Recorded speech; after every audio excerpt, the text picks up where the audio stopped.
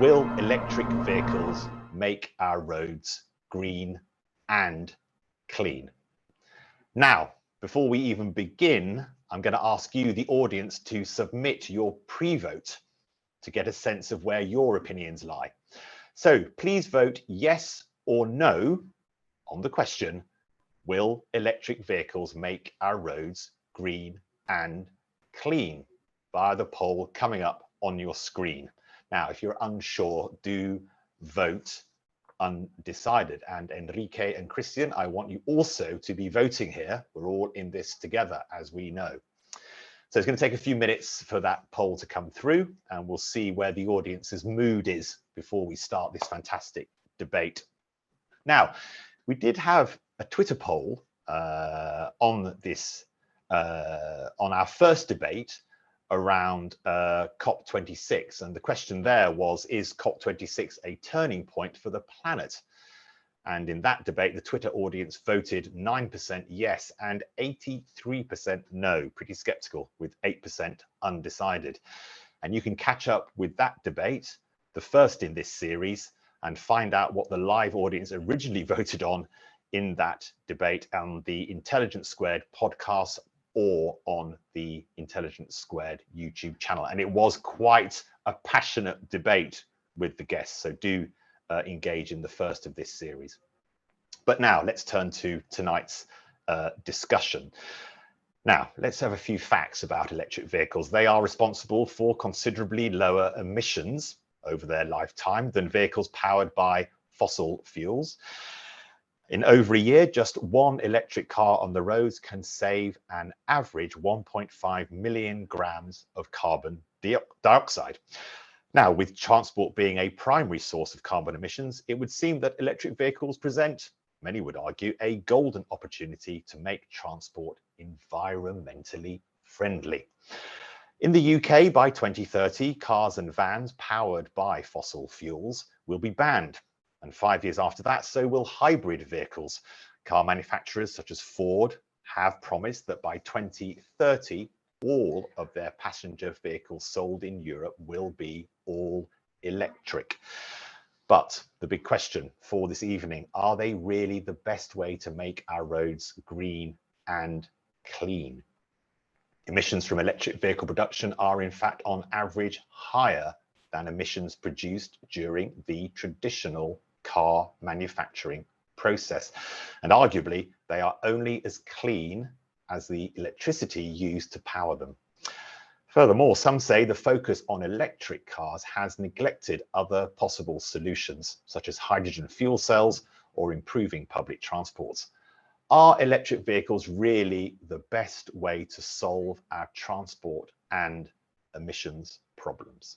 That's the theme of tonight's debate, and here's how we're going to progress over the next exciting hour. Just a moment, we'll hear our speakers' opening statements.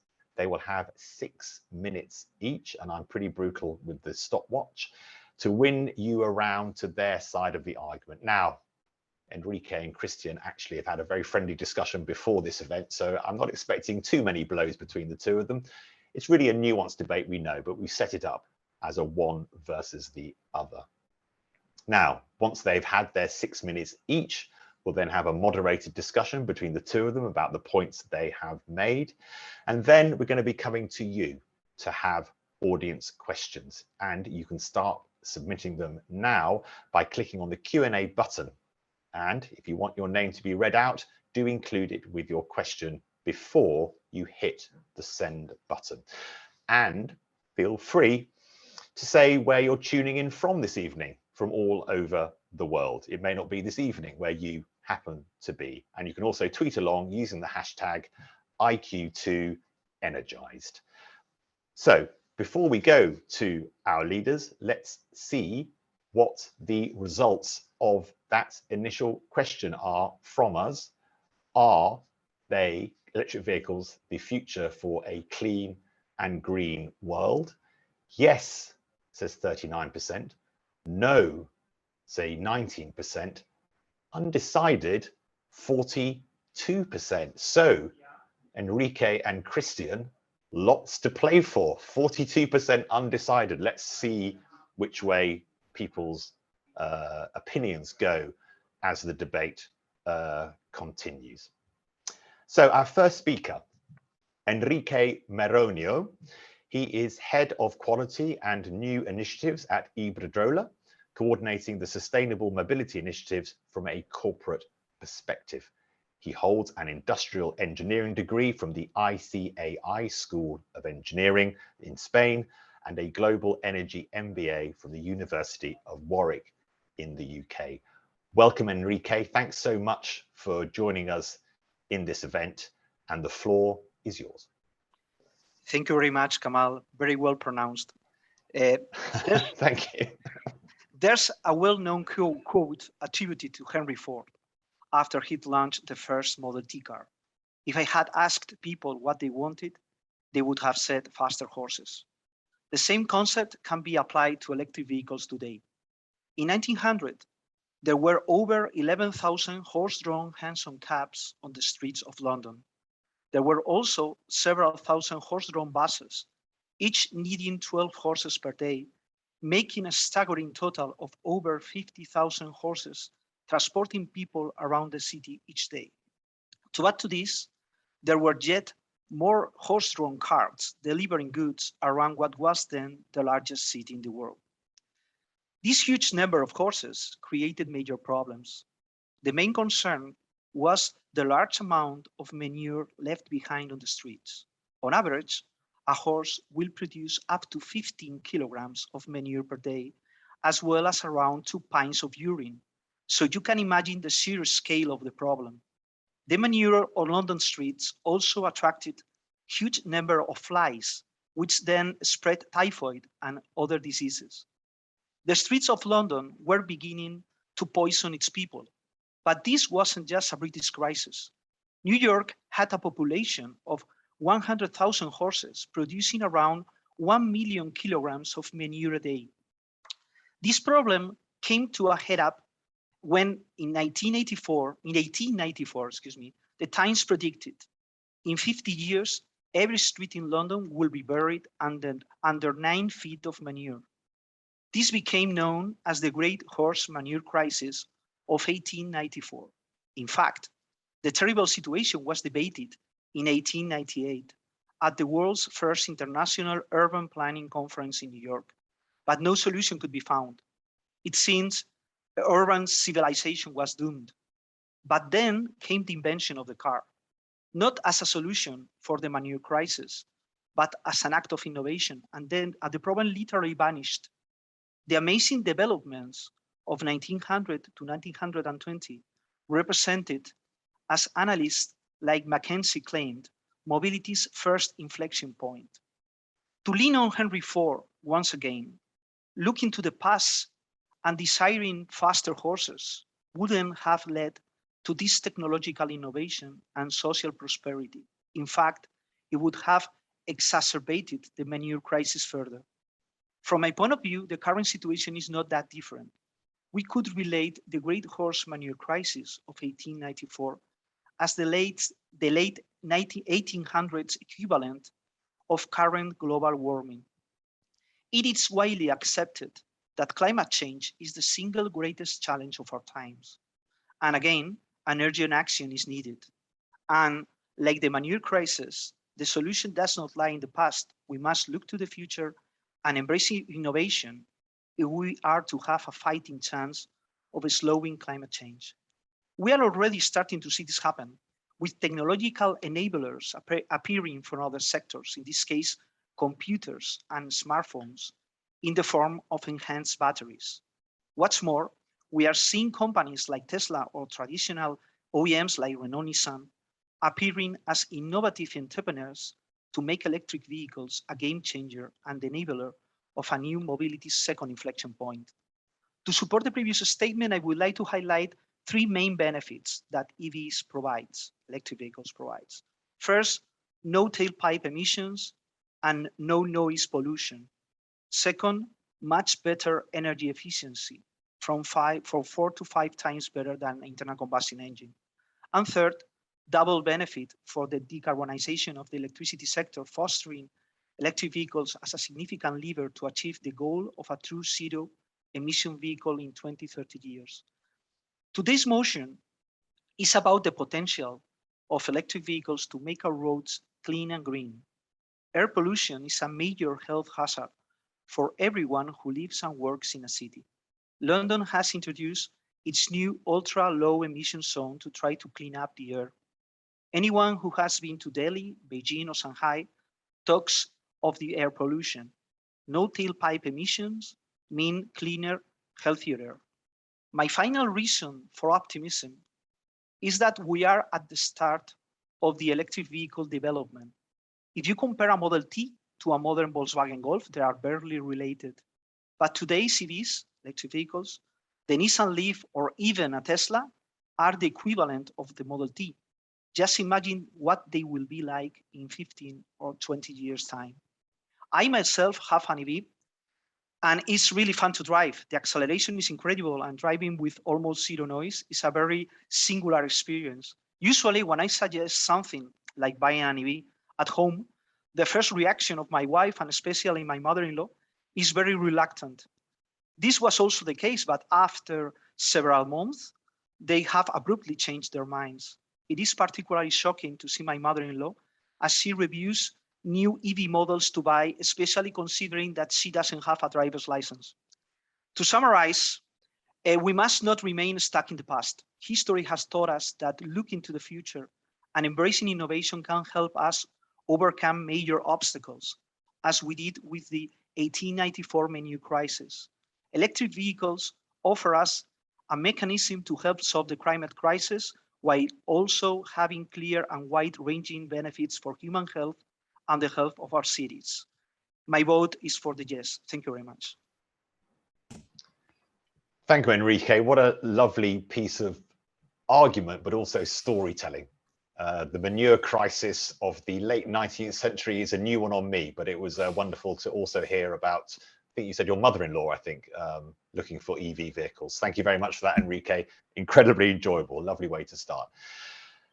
Let's go to our second speaker. Now, Christian Wolmar, for anyone who has followed transport for any part of their career or their life, is the granddaddy of expertise. I hope he doesn't mind me using that phrase, but the expert's expert, the person that any journalist worth his or her salt would reach for when wanting an expert opinion, a depth of knowledge in transport. You would always be reaching for Christian's phone number. He's award-winning, but it should be awards-winning in multiple plurals. Writer, broadcaster, specializing in transport, and author of a series of books on railway history. He writes regularly for a huge number of publications, from The Guardian to The Times and all over, and is a regular appearer, makes regular appearances on all the main broadcast channels. Christian, over to you for 6 minutes to put, at least in part, the opposite case. Thank you, Kamal, and thank you for that introduction. I hope that I can live up to it. I'm going to tell you a story as well, actually, because this electric vehicle revolution has been a long time coming. When I was a kid in the 1960s, growing up in Kensington, up on Camden Hill, which is up a hill, the milk used to be delivered by Hoppy the horse. Literally, Hoppy the horse, who I gave a sugar lump to every time the milkman came and I saw him, used to pull the cart that had the milk in it. On the other hand, the Harrods deliveries, and this was Kensington, so there were quite a few Harrods deliveries, came by electric van and managed to get up the hill and quietly delivered the goods. So what does that tell us? That tells us that change is awfully slow. And yet, we are expecting a massive electric vehicle revolution that is supposed to take us, just till 2030. Most of it is going to happen by then. So First of all, I don't believe that we can achieve the aims that are set out in various kind of government edicts and the like.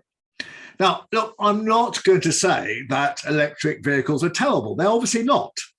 They are somewhat cleaner.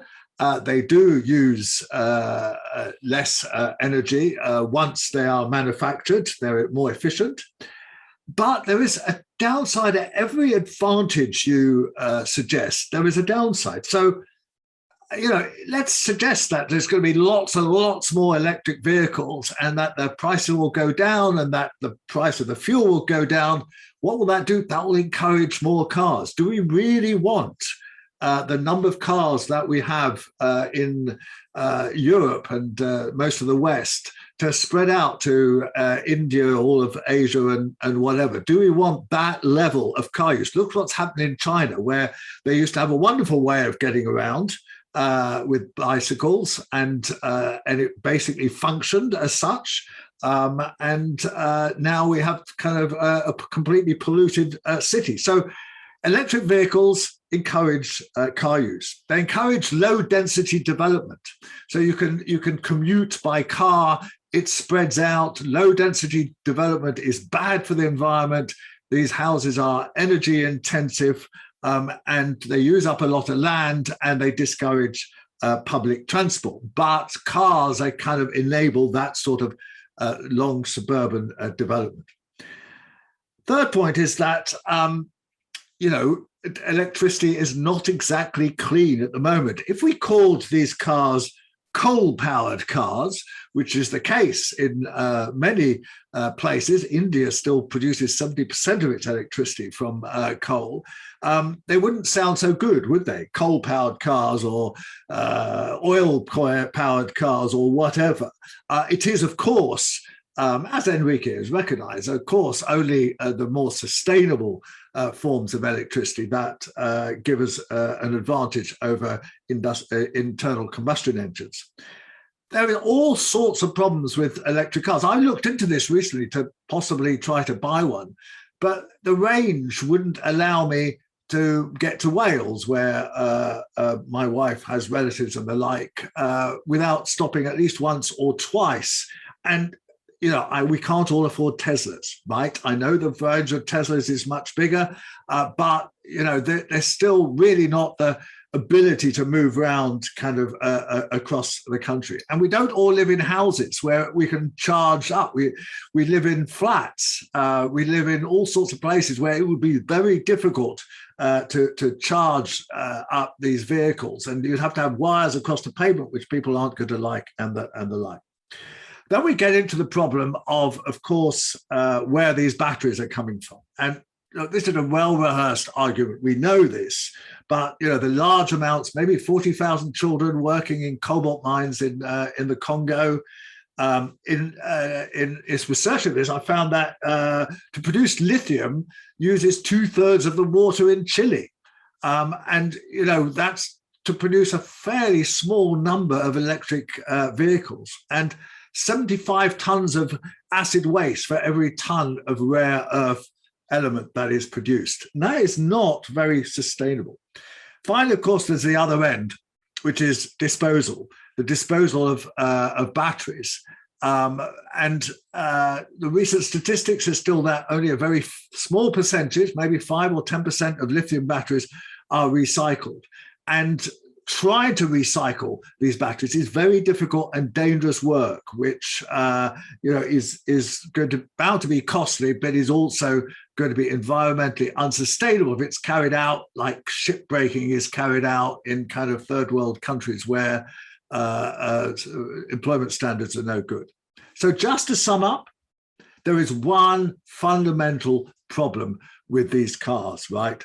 They're still cars, right? They still run on 4 wheels. They still take up a lot of road space.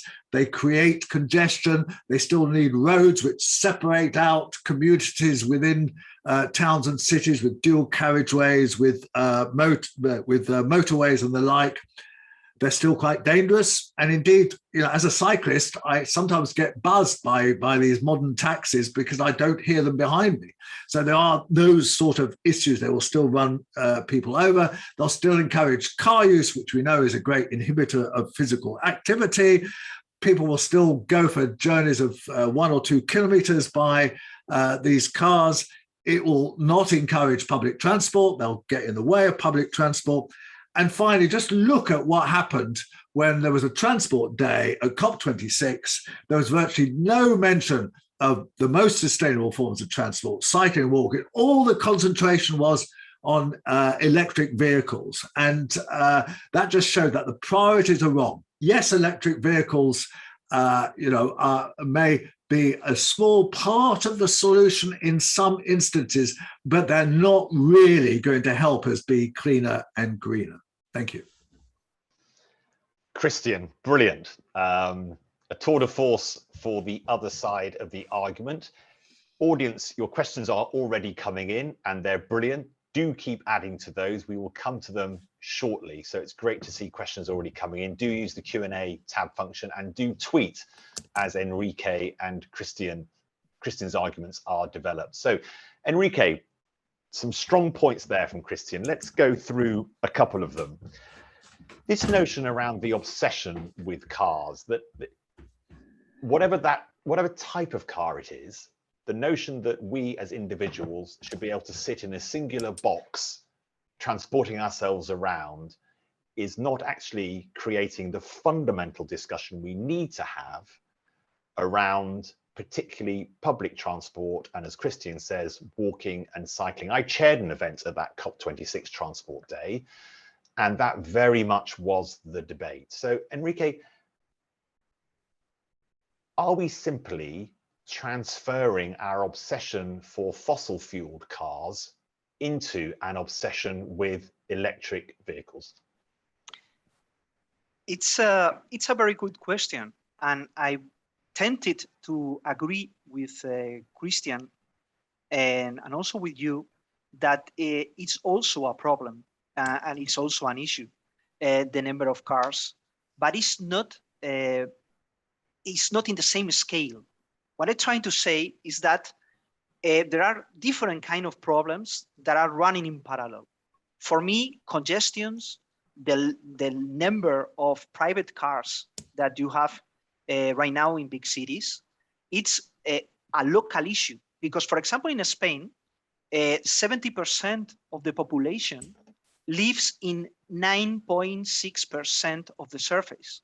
So basically, Spain is a country which is not empty, but a lot of empty spaces.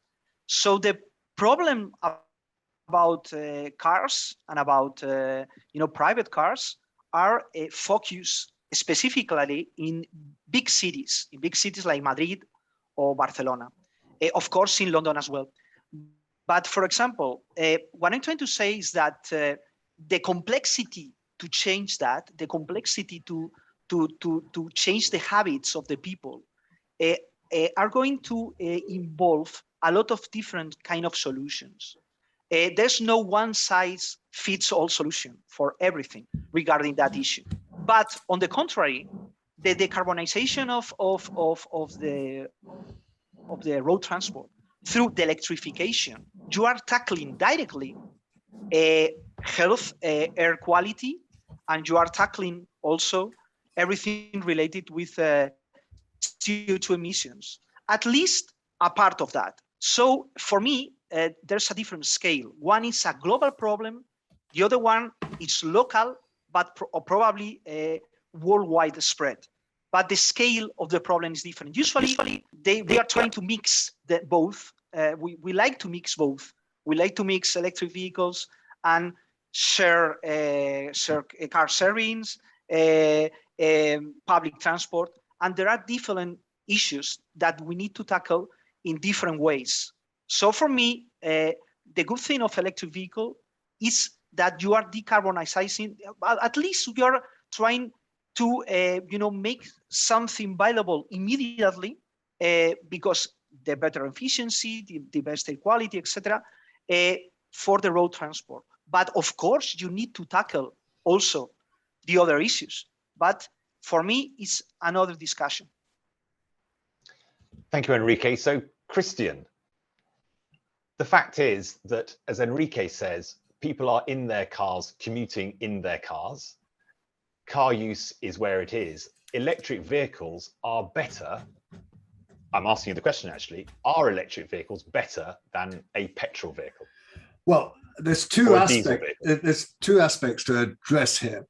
I mean, one is that because the marginal cost of using your electric car is actually going to be smaller than an internal combustion engine, because the fuel is going to be cheaper.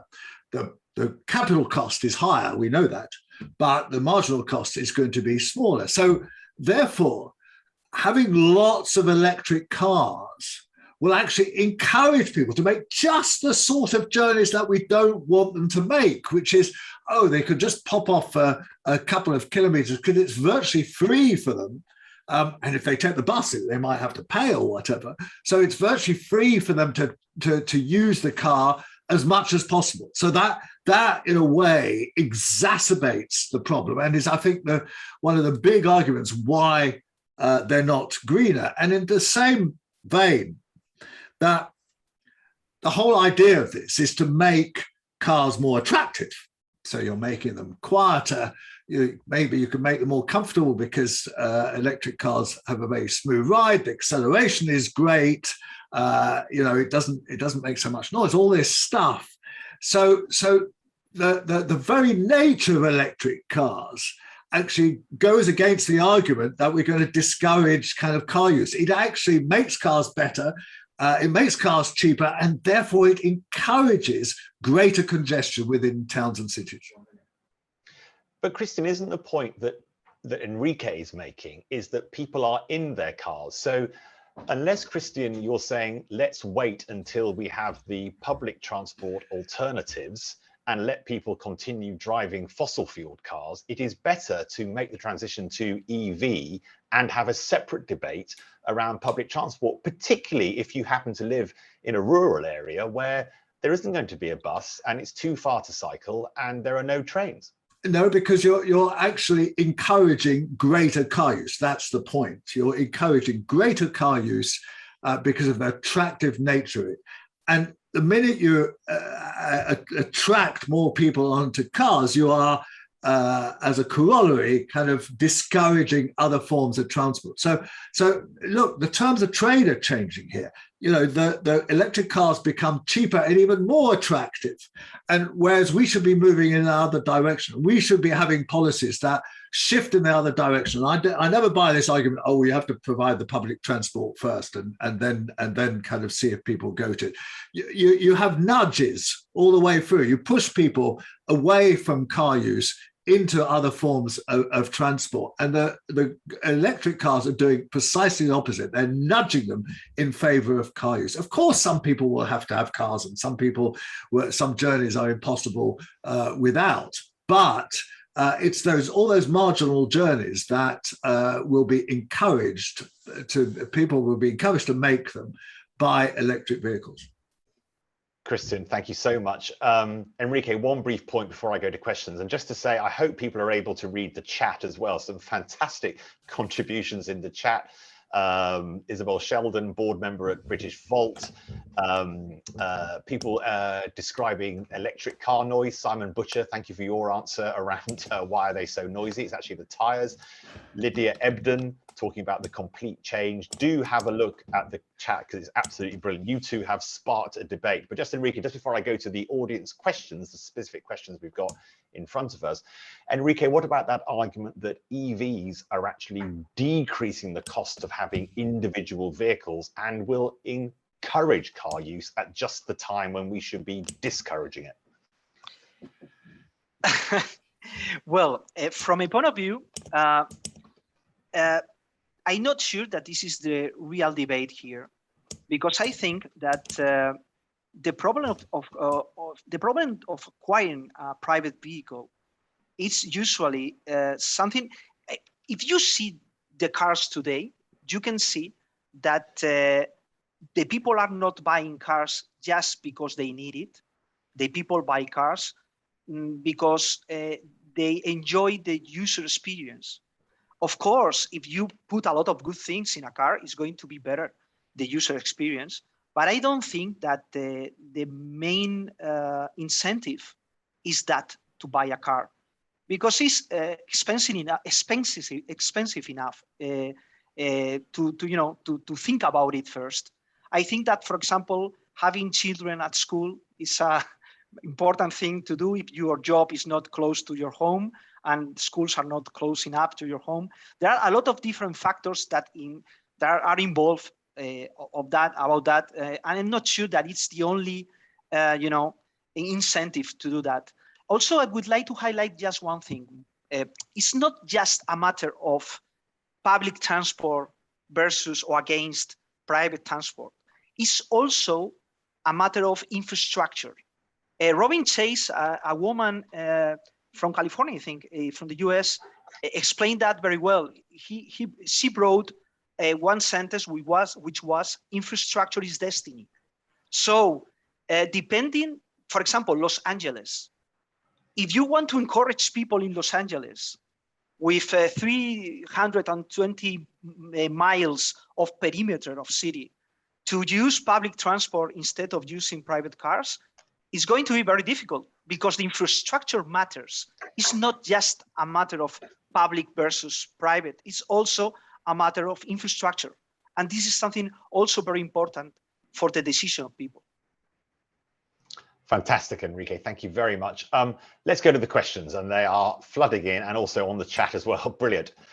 Simon Khan or Kane asks, if the most sustainable building is the one that already exists, embedded carbon in brackets, isn't the most carbon efficient electric city car the one that never moves? I think he's getting to the same point, Christian, that you're making, is he not? Yes, indeed. It's a very clever question, Simon. Well done. Yes. I mean, essentially, there's a point that if you don't use your car much, as I don't, I do possess a car, but I use it very little. Is it really worth my while getting an electric car to replace this car when actually I have a car that I barely use 1,000 miles a year for? So when I looked at the idea of an electric car, I realized, actually, I don't think I'd be environmentally more sustainable by getting one. Now, Enrique, I know you're an honest man. Has having an electric car meant that you drive more because it's just so exciting to be in it with that fast acceleration and you can whiz around and it's really cool? Have you driven more with your electric car or less? The same, because being honest, I have 2 daughters. So, I have a very tight agenda. So even though I would love to drive more my electric vehicle, I don't have time to do that. So really, I drive exactly the same amount of kilometers per day. Great, Enrique. And Christian, I need to ask you, why on earth do you have a car if you drive 1,000 miles a year? You should get rid of it, surely, in a carbon neutral way. Just for those journeys that are really difficult to do any other way, some 1 or 2 cross-London journeys or journeys to outside London when the trains are broken down or not running or something, I would actually sell it, but my wife kind of says, well, let's just keep it for emergencies. Okay, fantastic, Christian. Now, a question that's been in the chat as well, but is made directly by Siddhant. They ask, is hydrogen power a more viable fuel for vehicles than electricity? And someone asked in the chat as well, I think Clemmy just said, should we not simply wait until they, i.e. hydrogen cars, are ready? Enrique, would that be a better maneuver? We strongly support in our company green hydrogen, but that being said, we don't think that there are going to be a feasible solution for transport. Why? It's because energy efficiency mainly. Basically, the fuel cell vehicles, fuel cells, you put the hydrogen inside the fuel cell, you create electricity, and then you use the electricity to move the car. You are including an extra process, an extra technical process, which decrease abruptly the energy efficiency. So you don't need to do that if batteries are enough. So, and it happens also with heavy duty transport as well.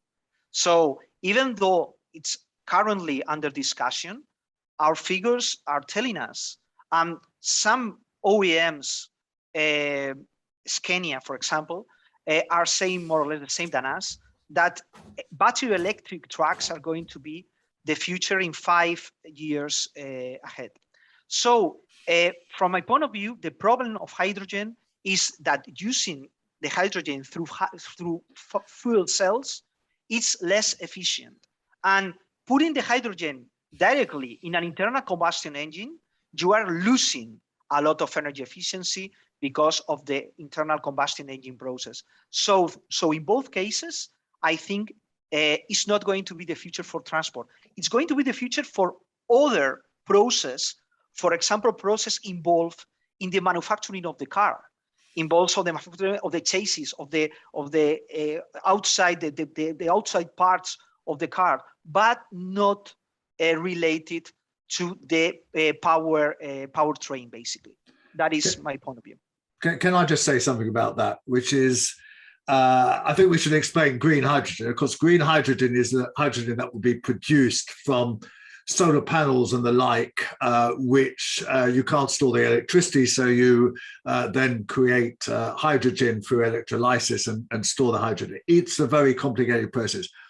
But one of the real kind of problems writing in this field and covering this field is the constant obsession with the big solution. You know, that we're going to solve all the problems with hydrogen, and we're going to solve it with all sorts of different wonderful electric things, or kind of weird vehicles, autonomous vehicles, and shared use, and so on. Mobility as a system, and all these kind of ideas. And do you know what? Essentially, in towns and cities, we're getting around the same way, pretty much as 10 or 20 years after Enrique described the horses. We're dominated by cars. Bicycles actually look completely the same as they did in 1900. We've got buses, we've got underground systems and whatever. And it's those systems that dominate and will probably keep on dominating. And this idea that there is this solution that is just around the corner really distracts us from trying to deal with the current problems and current congestion and all the issues around that. Thank you, Christian. Can I say Enrique, just yes, one just thing? briefly. Yeah, lots of questions to get through, but yes. Yes, yep. I would like to highlight just one idea here. Is what I call present continuous syndrome, which is something that we think that if it's happening today, it's going to happen forever. And something that we discover, for example, from solar technology, solar panels, is that the technology nowadays are moving very fast. A range of EVs change, multiply for 3 in the last 10 years, multiplied by 3 in the last 10 years. This is something just to remind that things are moving on. We are not static. And then I will probably go deeper in that idea. That's all from my point. Okay, Ricky, thank you very much. Status quo bias, as we say in economics. You're absolutely right. Christian, I think for you, Jackie Pedersen in the chat has given a very good suggestion. The answer to small use of your car is to belong to a car club. So Christian, do investigate that with your wife. Now, this is an anonymous attendee. Will batteries in electric cars ever be good enough to make using them as convenient as cars that run on fossil fuels, both in terms of battery life and how long they take to charge?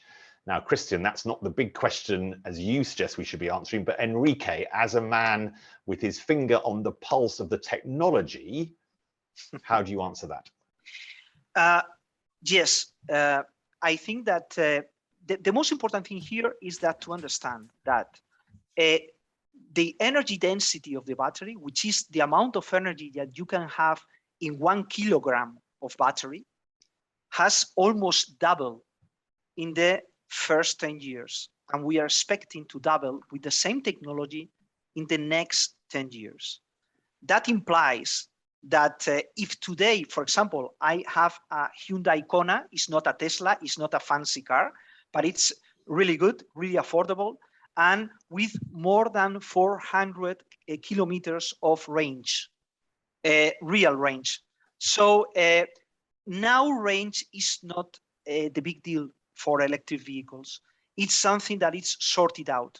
The problem right now, from my point of view, is price. So focusing on batteries, what I'm trying to say is that batteries right now, and we have information for the first Nissan Leaf of 2010, 2011, is lasting more or less 10 years with at least 80% of the battery intact, at least 80%. This is real information and real data.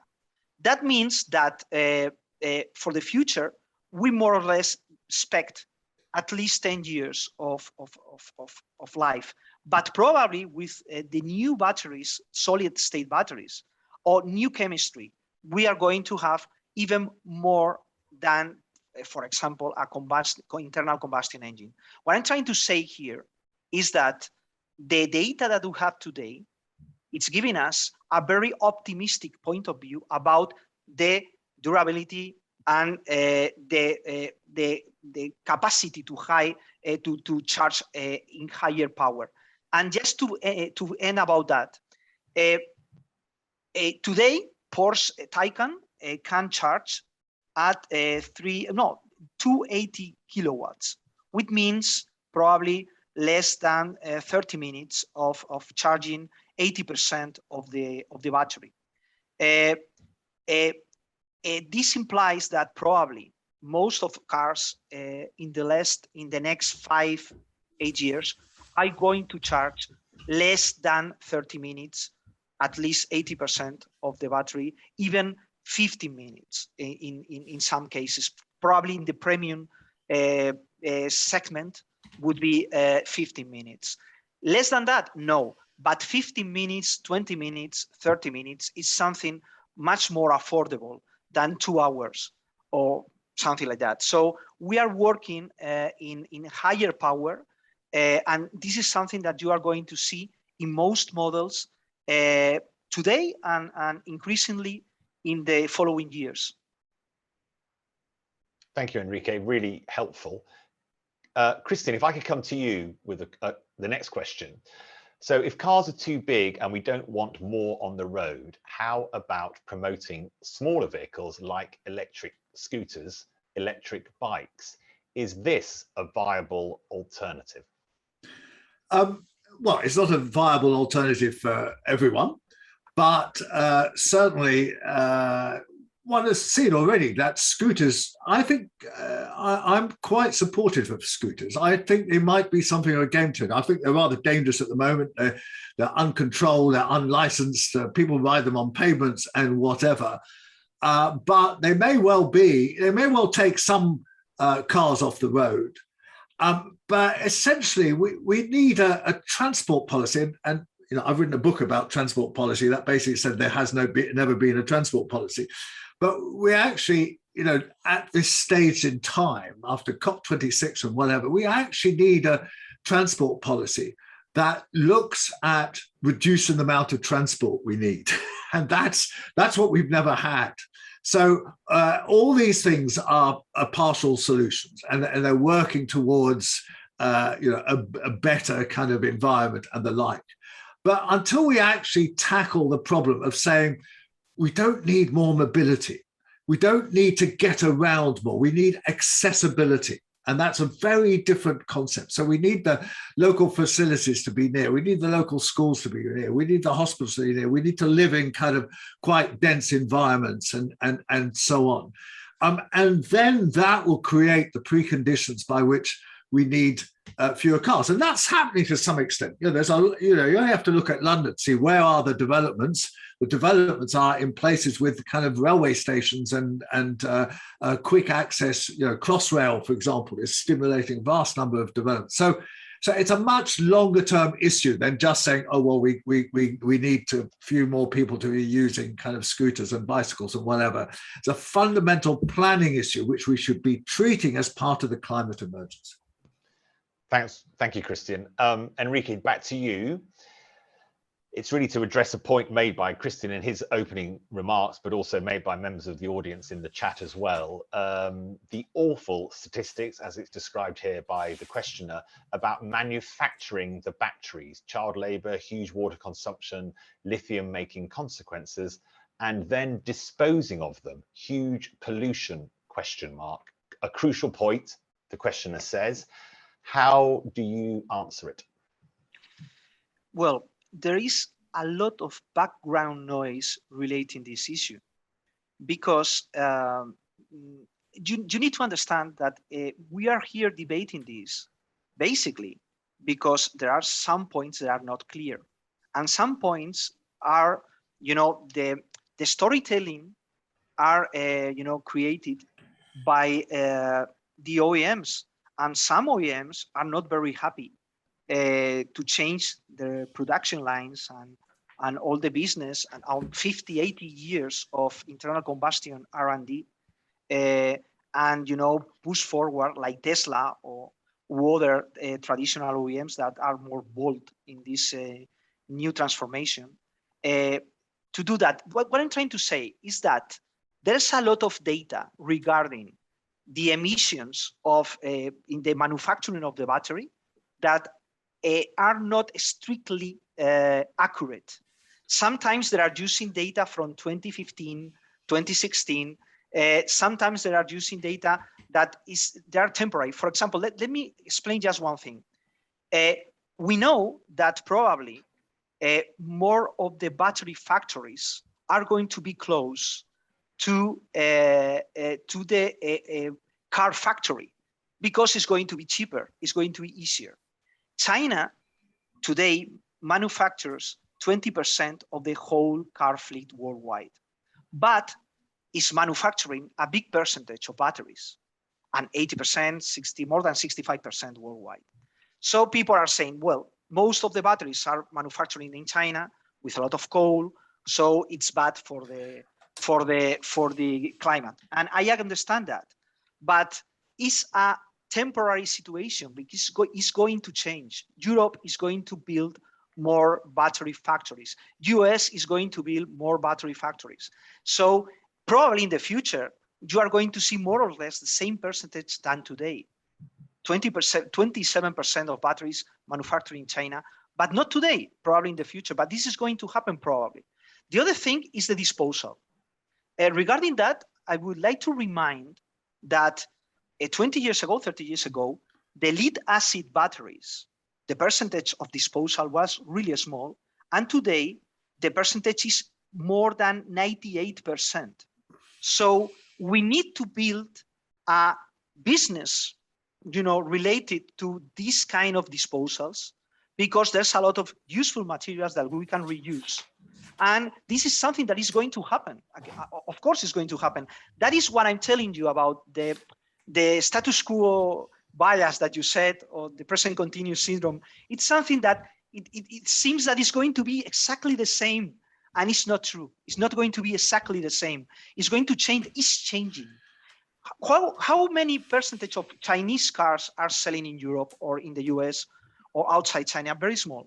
So, it's a false debate to focus on that. And also, and this is just to end,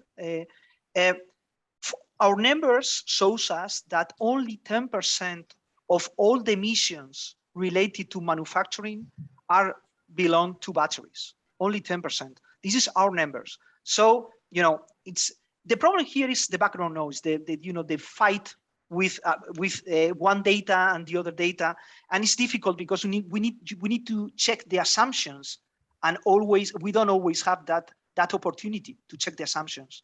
But honestly, I think that this is something that is going to change, and in the right way. Absolutely.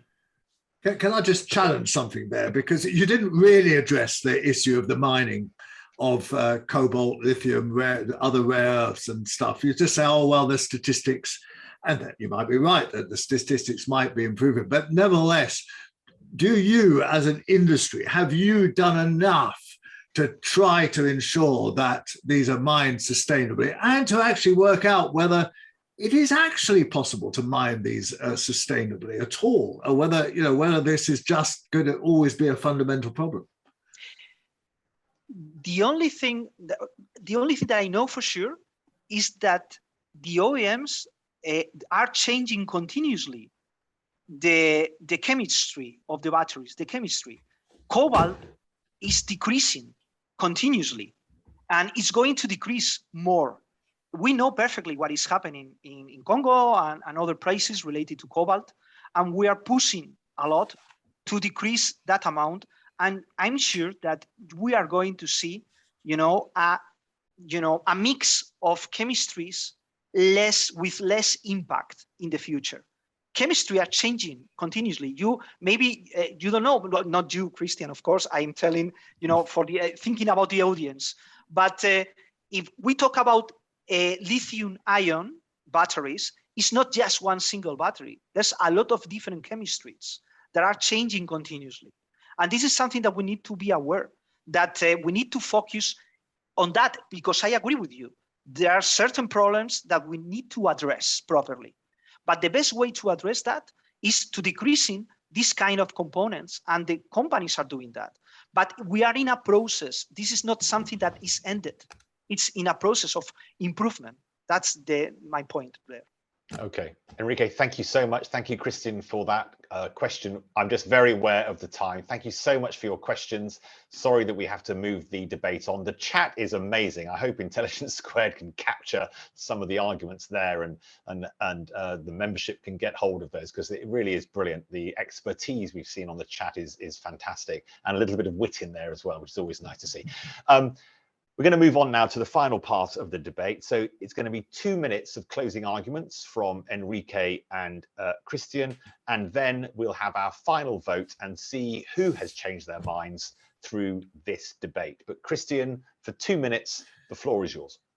Okay, well, let me first of all debunk one myth, which is the idea that somewhere like Los Angeles is so spread out you can never do anything else but be dependent on cars. Actually, oddly enough, Zurich, which is one of the most sustainable cities in the world, has almost the same intensity of population as Los Angeles. So it's a matter of policies. We can actually change this. And I think that we have to keep that in mind. We are not necessarily in hoc to the car. The car, might well be seen as a transient, crazy invention, which has caused more damage, more ill health, more pollution than any other. And therefore, just making the car slightly nicer, slightly better, I think is the wrong solution. We have to look and concentrate our resources. There's an opportunity cost here, which I think is essential. That if you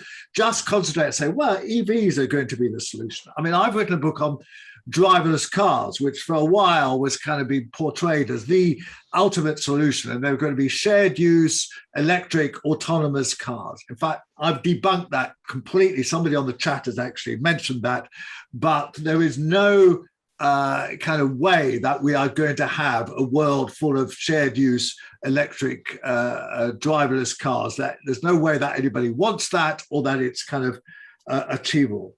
And I think Enrique has to deal with the problem of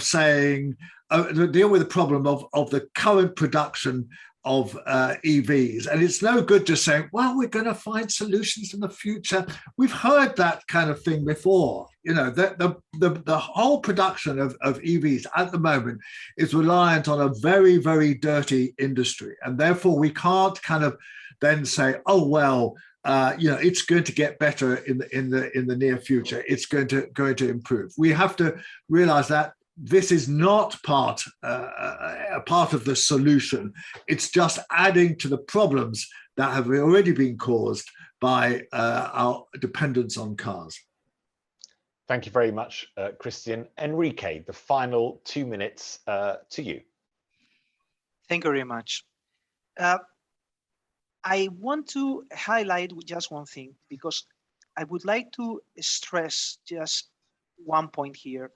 I think that this debate is not, cars against no cars, or this debate is about electric vehicle. So we need to focus in if the electric vehicle can make our roads cleaner and healthier and greener. And from my point of view, this is something that it's true and it's happening. The other issue that I completely agree with Christian, which is the problem of the big amount of private cars on the streets, is a very complex issue in which we don't have a clear solution for that. But regarding the decarbonization of the road transport, we have a very good solution that can decrease abruptly the amount of emissions of transport. And this is something that is going to develop in the future. What I'm trying to raise here, and what I'm trying to encourage you, is that the batteries has a impressive performance improvement in the last 5-10 years, and they are going to have it. And the industry are going to work very closely in order to decrease these things that they are not working properly. If everything it's okay and EVs are excellent, we didn't have this debate. It's impossible to have a debate of something that is clear. Of course, it is not clear. But what I'm trying to try to highlight is the importance to focus in what we can solve, not what we don't know how to solve. This is my final point. Thank you very much. Thank you very much, Enrique. So back to you, our audience, and look how many of you have been with us in this amazing debate. Thank you so much, Enrique. Thank you so much, Christian, for all the thoughts. And thank you so much, audience, for the brilliant chat, brilliant questions. So let's ask the question for the final time.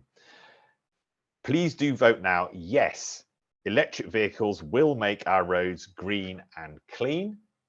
Or no, electric vehicles will not make our roads green and clean, via the poll on your screen.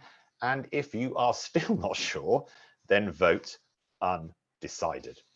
And we'll get the results of that in a second. Christian, can I come to you while we're just waiting for that? It takes a minute or so to come through. Christian, what is the solution if it's not electric vehicles? Do we stick with fossil fuel powered cars for longer, given that people feel it is a right to be able to drive and it's enormously convenient for many people? Or do we have an abrupt stop of the right to drive? No, I think we can't quite do that. What I would suggest is that we need an overall strategy, possibly with targets, and then we need a whole series of nudges and pushes. And we've been going in exactly the wrong direction, Kamal, as you know, as an economist. We've had fuel tax rises cancelled for the last 11 years. They've always put forward and they said, "Oh, we're going to cancel it," as a bit of good news, quote unquote, in the budget. And then we've had rail fares go up by the rate of inflation, or at times 1% above the rate of inflation. We've had vast amounts of government money put into all these crazy kind of schemes like autonomous vehicles and bizarre technologies that they think will be a solution. And we haven't just invested in the fundamental things like buses, improving bus services, improving cycling infrastructure, improving pavements to make it easier to walk, making access to schools much easier, all that kind of stuff. So it's a whole kind of gamut of things that you need to do. And we shouldn't be distracted by technology, because actually, as I suggested, much of the way we move is pretty much like we used to move 100 years ago, apart from kind of high-speed trains and 747s. Thank you so much, Christian. Enrique, final sentence. Are you still feeling optimistic? Absolutely. Absolutely. I'm glad to hear it. The votes are back. Let's see how this debate changed people's minds. Let's not forget that at the beginning, yes to the question greener and cleaner, 39%. No to the question greener and cleaner, 19%. Undecided, 42%. The final vote, yes, greener and cleaner, 49%. No, 35%. Undecided, 42%. Which gives me great delight in saying, Enrique and Christian, you have both upped your percentage of support with your passionate thoughts and arguments in this amazing hour we spent together. But in the end, the audience does believe, a majority of the, a bigger percentage of the audience does believe that it will mean greener and cleaner roads.